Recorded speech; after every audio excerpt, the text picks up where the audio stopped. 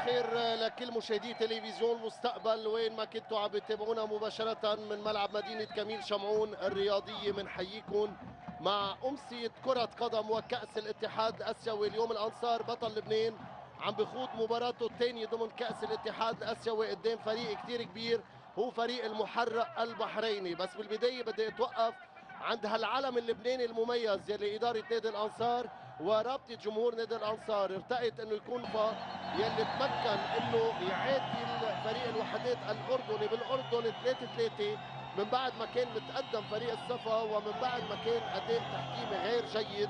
الوحدات الاردني والصفا 3-3 وفريق كيس بنغال من الهند كان عم يتغلب على فريق اهلي صنعاء اليمني 1-0. هيدا بالنسبه التذكاريه لفريق الانصار يلي عم ياخذها قدام الجمهور. هيدا الفريق البطل يلي اليوم انا عندي ثقه كثير كبيره انه رح يحقق نتيجه جيده جدا قدام فريق كمان كثير كبير، فريق سمعته وسبقته وفريق المحرق يلي كمان من الفرق المؤهله انه يلعب بالنهائيات بكاس الاتحاد الاسيوي.